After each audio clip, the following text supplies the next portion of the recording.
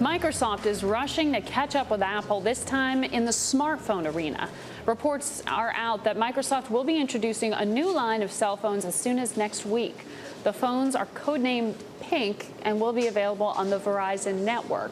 Now, Microsoft plans to emphasize social networking capabilities of these new phones. You might remember that Microsoft already has partnerships with Facebook. Well, for this week's Tech Tuesday, on that note, let's take a look at how the advertising industry is adjusting some of this tech consolidation, some of these new devices. All of this, of course, influenced as well by social media. Miles Nadal is chairman and CEO of MDC Partners, which is one of the country's largest marketing and communications firms, actually one of the largest in the world. That's correct. So thanks so much for coming on, Miles. Pleasure to be here. I mean, my first question has to be, first off, what kind of advertising spending does Apple actually have? Because it seems like every newspaper and networks just gives them as much free coverage, free airtime as they can possibly get. Well, that's the beauty of social media. It's the power of influence from trusted sources. So it was a very interesting situation last week. Steve Jobs, somebody asked if the iPad would link to the iPod, and he responded back, no.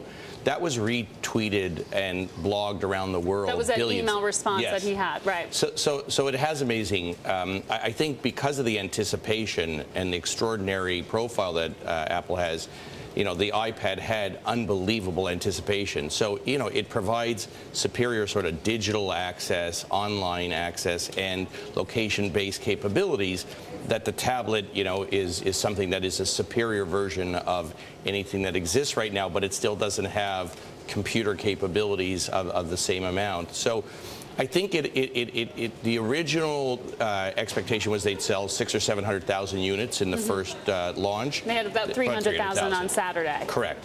And it sort of pales in comparison to the iPod, where they have 42.5 million. But obviously, it does provide advertisers with a new and better venue for mobile advertising communications. Well, I saw on this first week, this is just the first weekend, but Correct. on the first weekend that the iPad was available, Time and Popular Science were the most popular paid downloads for the iPads. How representative is that trend of who the consumer is and is going to be for the iPad? I don't think I think it's indicative of the mindset of the early adopters, but I don't think it's indicative of what long-term usage is going to be.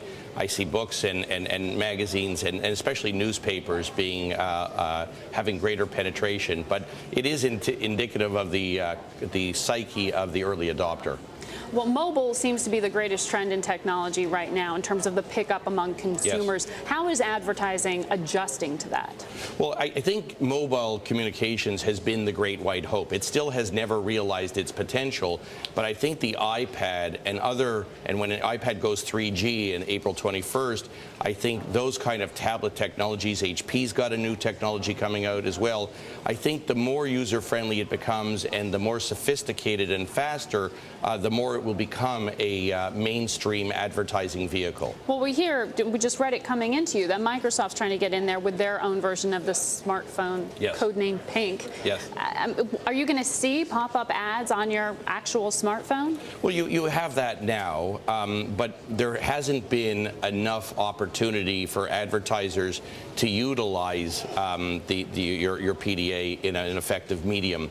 I think the iPad, because it's a larger format, provides much greater opportunity to increase the effectiveness of creativity, and therefore will probably use a greater share of ad spending going forward. So what does this actually do to your business when you talk about ad spending? Because all we hear about is tech companies, yes, they've got a lot of cash, but they're all cutting back on research. They might be spending that cash on acquisitions.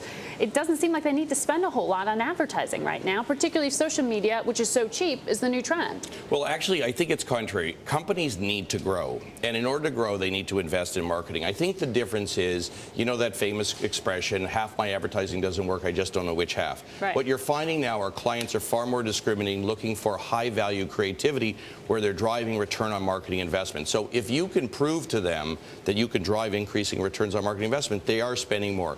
You saw big increases in spend happening in selective categories.